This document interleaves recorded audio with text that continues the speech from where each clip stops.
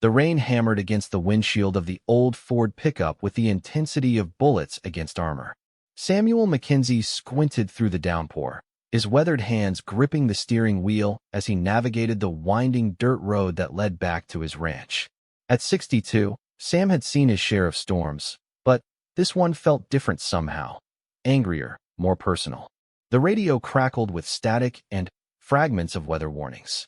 Flash flood alerts, road closures, warnings for travelers to find immediate shelter. Sam reached over and clicked it off. He'd lived in these mountains for 40 years, had seen weather that could humble the most prepared souls, and tonight's storm was shaping up to be one for the record books.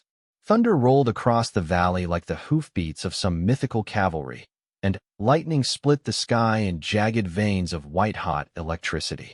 Sam's ranch, the Double M, sat on 800 acres of some of the most beautiful and unforgiving land in Montana. It had been his sanctuary, his prison, and his salvation all rolled into one. Tonight, it would be his refuge once again. The headlights cut through the darkness ahead, illuminating sheets of rain and the occasional tumbling tumbleweed. Sam had driven this road thousands of times, knew every pothole and curve by heart. That's why when he saw the figures huddled by the roadside, his foot automatically moved to the brake pedal. For shapes materialized in the beam of his headlights like apparitions. 2 women and 2 men, soaked to the bone, standing next to what looked like the remnants of a broken-down sedan. Steam rose from under the hood of their vehicle, and even through the rain, Sam could see the defeated slump of their shoulders. His first instinct was to drive past. Sam Mackenzie hadn't become a successful rancher by picking up strays, and his trust in strangers had been thoroughly demolished years ago. But something about the scene in front of him made him pause. Maybe it was the way the smaller figure, a woman, he thought, was trying to shield the others from the rain with what looked like a jacket. Maybe it was the memory of his late wife, Elena, who would have boxed his ears if she'd known he'd left people stranded in weather like this. Sam pulled over and rolled down his window. The rain immediately began soaking the interior of his truck, but he ignored it. "You folks need help?" he called out, his voice carrying over the storm. The 4 figures turned toward him, and even in the dim light, he could see the mixture of hope and wariness in their faces. The one who had been holding the jacket stepped forward. She was young, maybe early 30s, with dark hair plastered to her head, and eyes that seemed to hold more stories than someone her age should carry. "Our car broke down about 20 minutes ago," she said, raising her voice to be heard over the rain. "We've been trying to get cell service, but there's nothing out here." Sam looked past her at the other 3. An older woman, probably in her 50s, stood protectively close to a boy who couldn't have been more than 16. The 4th member of their group was a man about the same age as the speaker, tall and lean, with the kind of careful posture that spoke of someone who'd learned to be ready for trouble. "Nearest town is 30 miles, Sam said, studying their faces. "Phones don't work worth a damn out here on a good day, and with this storm, you won't see a tow truck until tomorrow at the earliest." The young woman bit her lip, exchanging glances with her companions. Sam could practically see the wheels turning in her head, weighing options that probably weren't very appealing. "You 4, he said finally, making a decision that surprised even him. "Climb in." The woman looked back at the others, and Sam caught a quick, whispered conversation. He couldn't make out the words, but he could sense the debate happening. Trust a stranger or take their chances with the storm. "We don't want to be any trouble," the woman said finally. "Too late for that," Sam replied, not unkindly. "You're already trouble. Question is whether you want to be wet, cold trouble or warm, dry trouble." The older woman stepped forward then, and Sam got his first good look at her. She had gray streaks in her brown hair, and lines around her eyes that spoke of worry and sleepless nights. But there was steel in her spine and determination in her voice when she spoke. "We appreciate the offer, but we need to know where you're taking us." Sam respected her directness. "My ranch. About 15 minutes from here.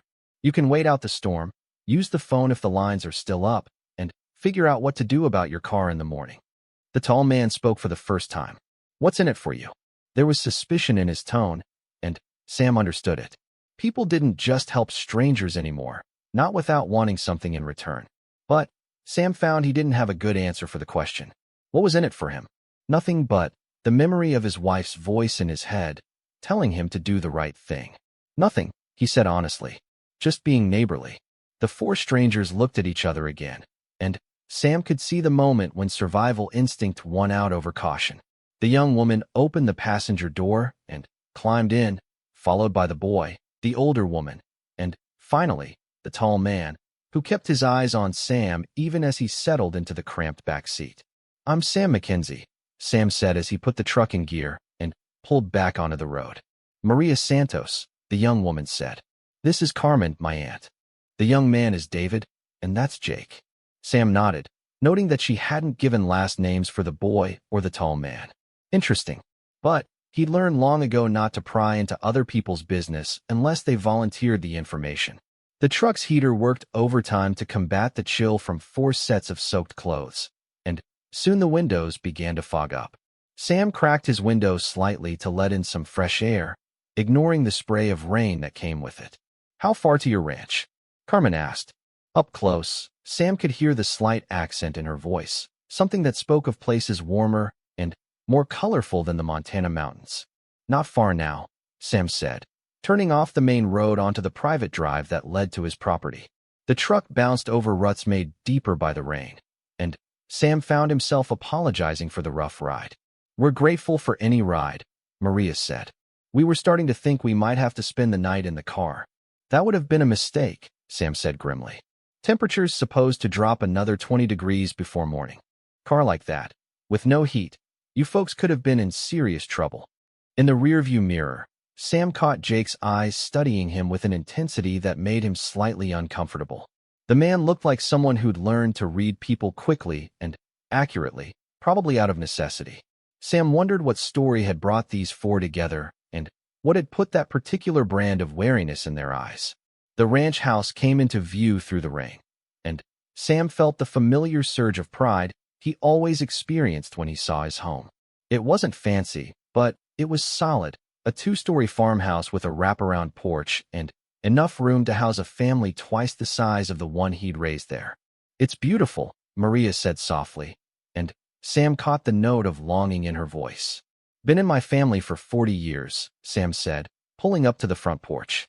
"Built most of it myself, back when I had more ambition than sense." He parked the truck and looked at his passengers. "Rain's letting up a little. If we move fast, we can get to the porch without getting completely soaked again." They made a dash for it, Sam leading the way and fumbling with his keys while the others huddled behind him. The porch light flickered on automatically, casting a warm yellow glow over the group as Sam finally got the door open. "Welcome to the Double M," he said, stepping aside to let them enter. The farmhouse's interior was exactly what Sam had intended it to be: comfortable, lived in, and unpretentious. The entryway opened into a large living room with a stone fireplace that dominated one wall.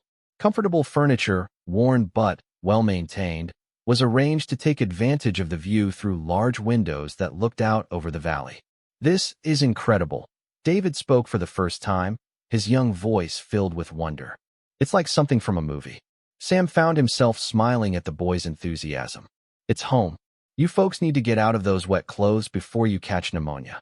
I've got some extra clothes upstairs. Might not be the best fit, but they're dry." Carmen stepped forward. "Mr. Mackenzie, we can't impose on you like this. If we could just use your phone lines are down," Sam interrupted, pointing to the landline on the side table. "Happens every time we get a storm like this. And the cell tower is 30 miles away, so those phones won't work either until the weather clears." The four strangers exchanged looks again, and Sam could see them processing this information. They were stuck here, at least for the night, whether they liked it or not. "Look," Sam said, hanging his wet jacket on a peg by the door. "I know this isn't ideal. You don't know me from Adam, and I don't know you. But we're all adults here, and we can make this work. There are 4 bedrooms upstairs, plenty of hot water, and I was planning to make a big pot of chili tonight anyway." Maria looked at the others and seemed to come to some kind of decision. "We appreciate your hospitality, Mr. Mackenzie. We'll try not to be too much trouble. Call me Sam," he said, already heading toward the stairs. "And don't worry about trouble. I've been dealing with trouble my whole life. Come on, let's get you folks dried off.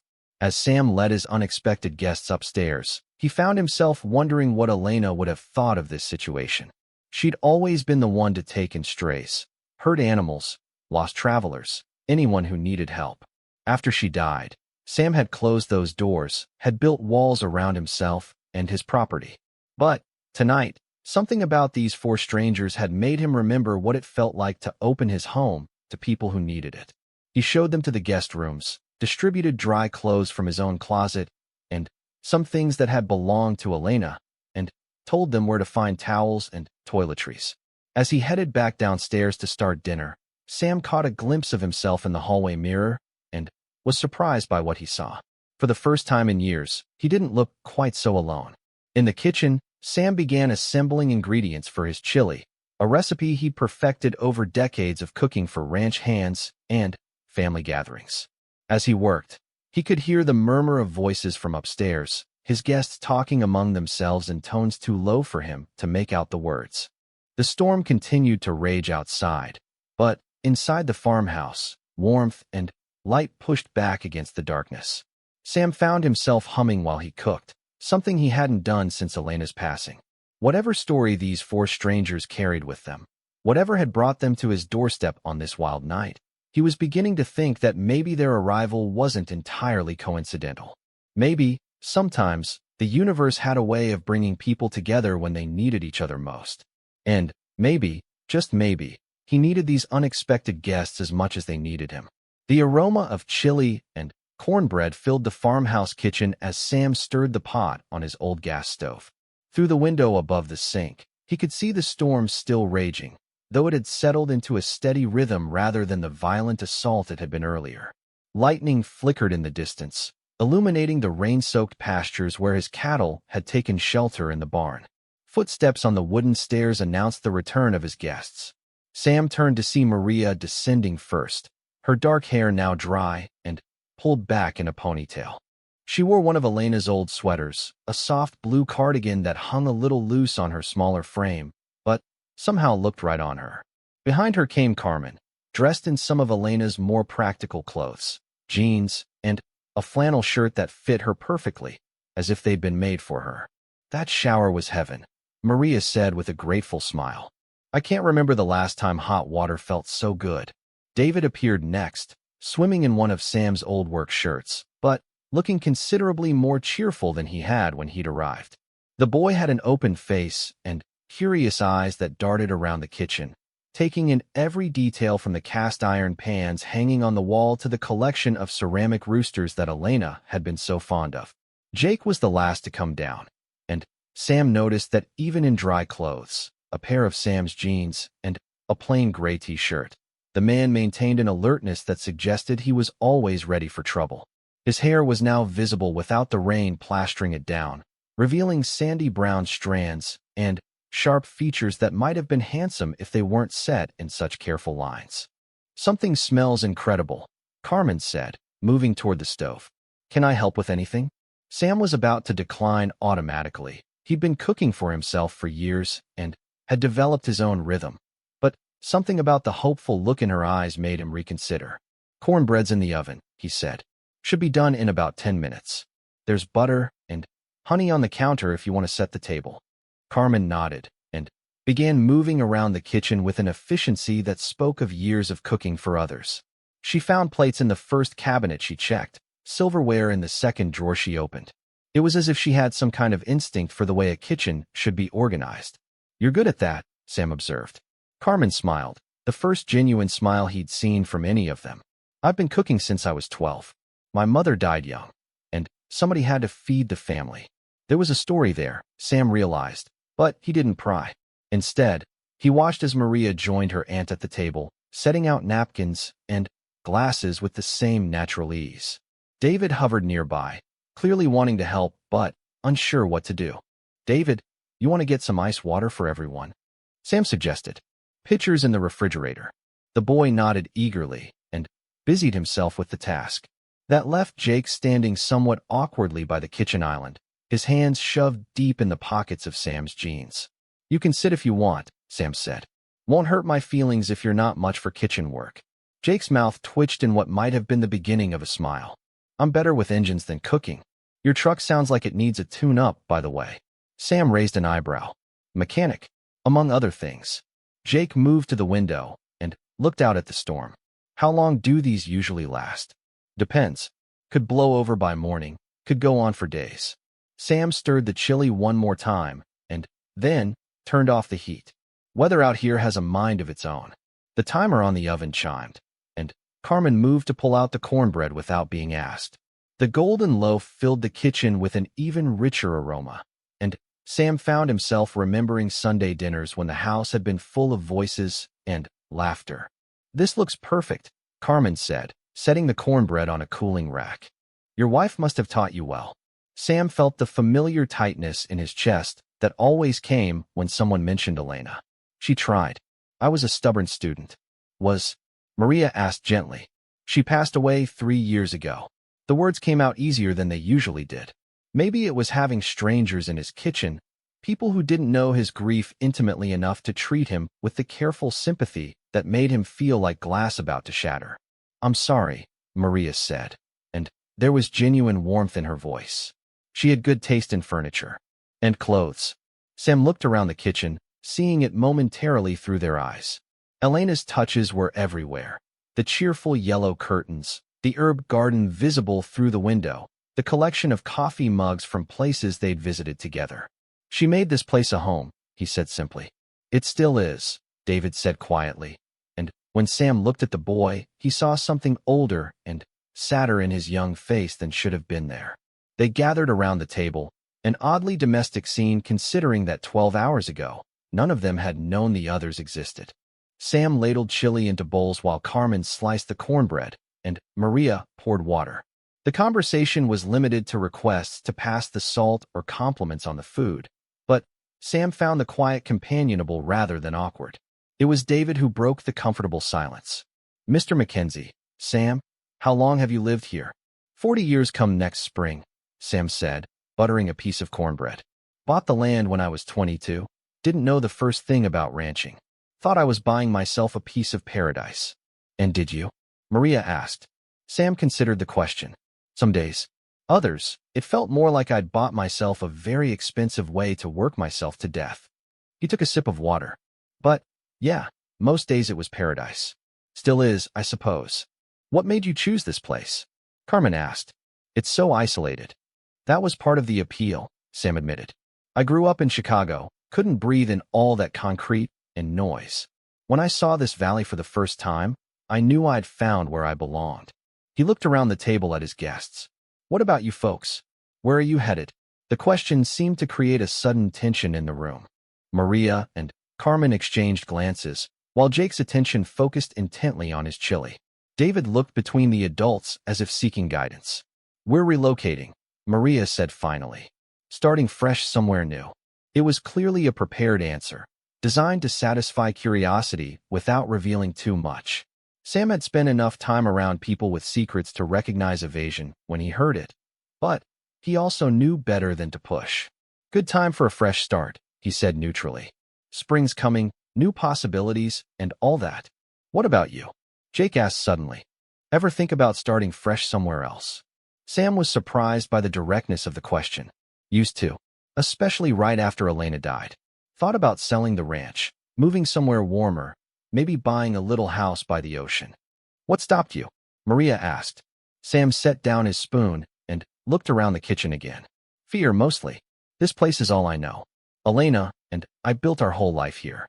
Leaving would feel like abandoning her memory. Or it could feel like honoring it by choosing happiness, Carmen said softly. The words hit Sam with unexpected force. He studied Carmen's face, seeing wisdom there that came from experience with loss and difficult choices. You sound like someone who knows about making hard decisions, he said. Carmen's smile was tinged with sadness. We all do, I think. Life has a way of forcing choices on us whether we're ready or not. What kind of choices? David asked, looking between the adults with the intensity that only teenagers could muster. There was another pause, longer this time, and Sam sensed that they'd reached some kind of boundary. These people had their reasons for being vague about their circumstances, and he respected that. Everyone deserved their privacy, especially strangers seeking shelter from a storm. The kind that make us stronger, Maria said finally, reaching over to ruffle David's hair with an affection that suggested they were more than casual acquaintances. Are you related? Sam asked, noting the easy familiarity between Maria and the boy. David is my nephew, Carmen answered. Maria is family. The slight hesitation in her voice suggested that family might be more complicated than blood relations, but Sam didn't probe.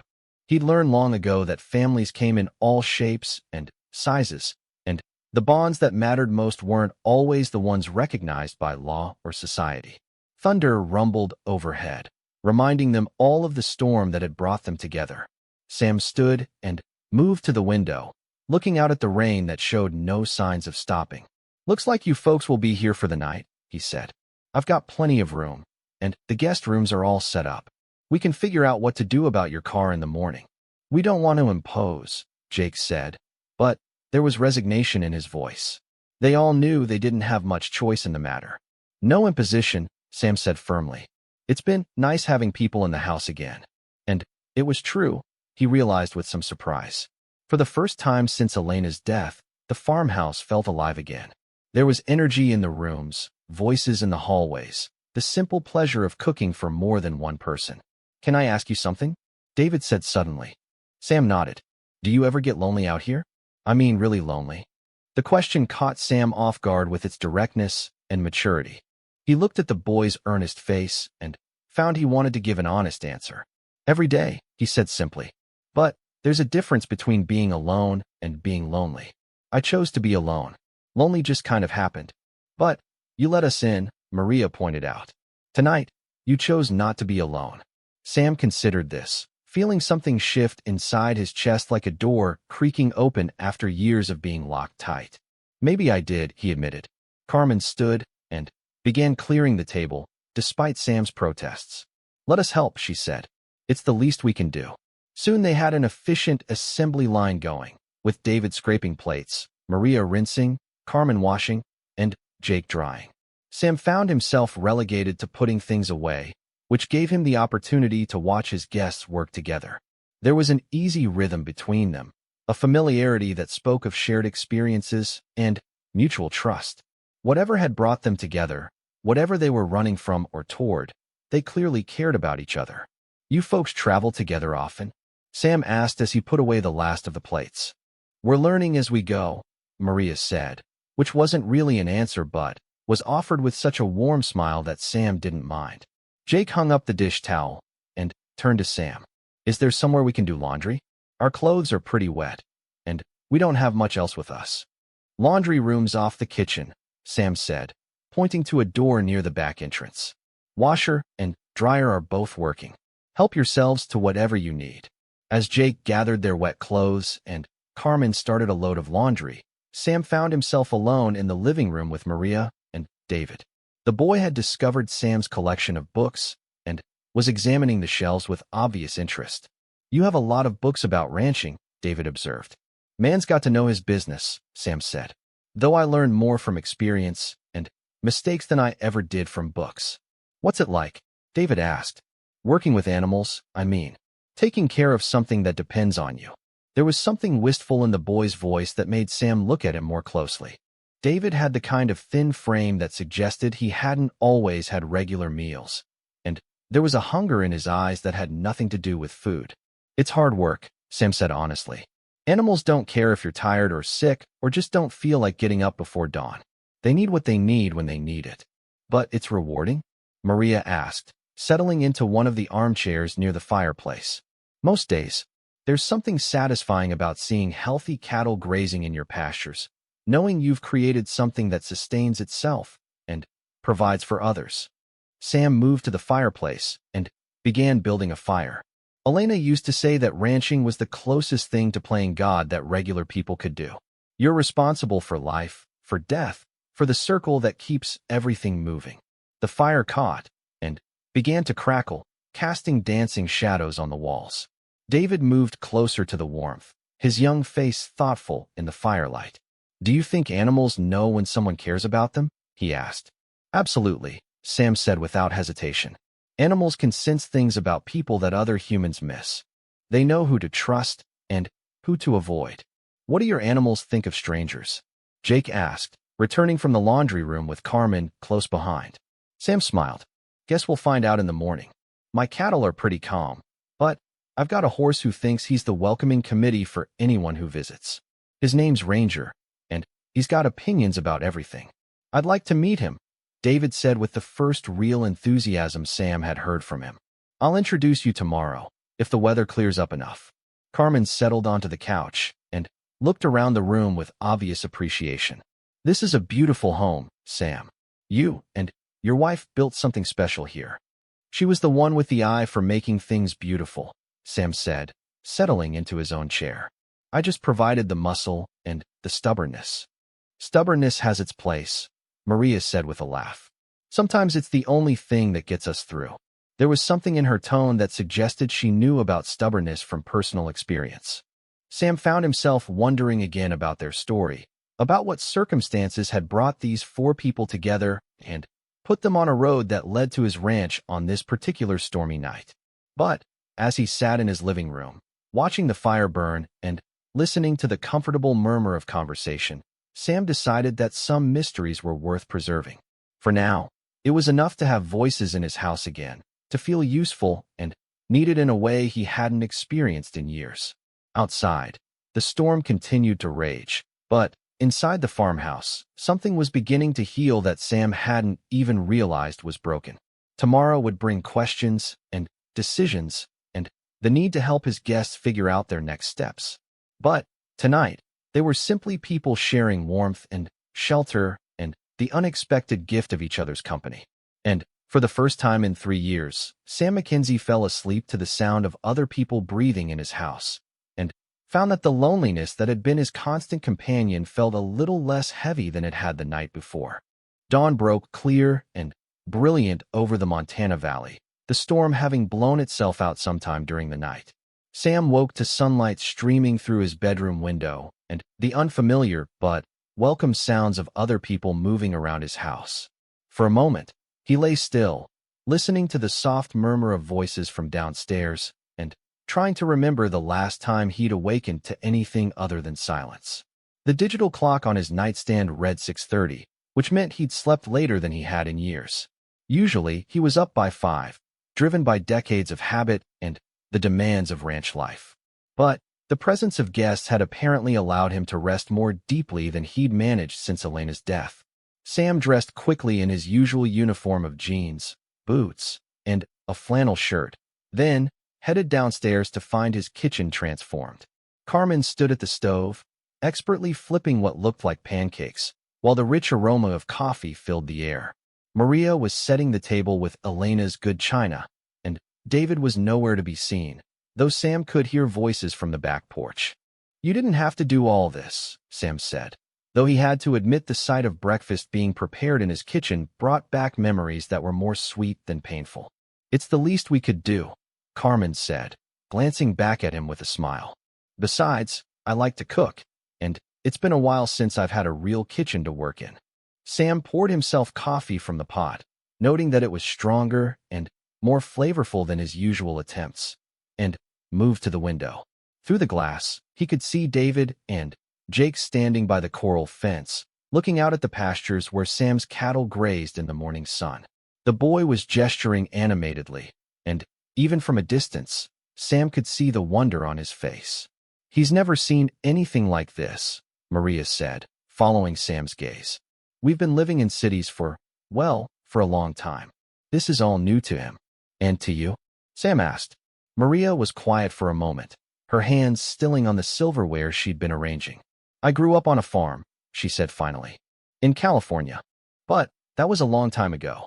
There was something wistful in her voice that made Sam want to ask more questions. But before he could, the back door opened, and David burst in with Jake following more slowly behind. Sam, your horse is incredible, David said, his eyes bright with excitement. He came right up to the fence when he saw us. Jake says he's probably a quarter horse, maybe 15 hands high. Sam looked at Jake with surprise. You know horses? Jake shrugged, but there was pride in his voice when he answered. Used to work with them, back when I was younger. Your ranger's got good conformation, and he's clearly well cared for. He was Elena's favorite, Sam said. She always said he had more personality than most people she knew. David grabbed Sam's arm with the enthusiasm only teenagers could muster. Can I ride him? I mean, if it's okay with you? I've never been on a horse before, but Jake says he could teach me. Sam looked at Jake, who had the grace to appear slightly embarrassed. I might have gotten ahead of myself there. If you're not comfortable with strangers around your animals. It's not that, Sam said slowly. It's just that Ranger hasn't been ridden much since Elena died. I'm not sure how he'd react to a new person. Only one way to find out. Carmen called from the stove. But breakfast first. Everything's ready. They gathered around the table, and Sam was struck again by how natural it felt to have people in his house. The pancakes were light and fluffy, the coffee was perfect, and the conversation flowed easily from topics like the weather to David's obvious fascination with ranch life. How many cattle do you have? David asked between bites. About 200 head, Sam said. Used to be more, but I've been scaling back the last few years. It's a lot of work for one person. Did you always work alone? Maria asked. Had hired hands when Elena was alive. A foreman named Carlos who'd been with us for 20 years, couple of younger guys who helped during calving season. But after she died, Sam trailed off, realizing he'd never put into words what had happened after Elena's death. It was too hard to have people around. Carmen asked gently. Sam nodded. Everything reminded me of her. The way she'd bring lunch out to the men working in the far pastures, how she'd fuss over anyone who got hurt, the way she could gentle the most stubborn animal just by talking to it. After she was gone, having other people around just made the emptiness feel bigger. The table fell quiet, and Sam worried he'd shared too much, brought down the mood with his grief. But when he looked up, he saw understanding rather than discomfort on his guests' faces. Grief is strange that way, Maria said quietly. Sometimes being alone feels safer than risking more connection. Something in her tone made Sam study her face more carefully. There were shadows in her eyes that spoke of loss beyond her years, and he found himself wondering what kind of grief had touched her life. But then, sometimes, Jake added unexpectedly, you realize that running from connection just makes you feel more alone. The words carried weight, and Sam sensed that Jake was speaking from experience. These people, he was beginning to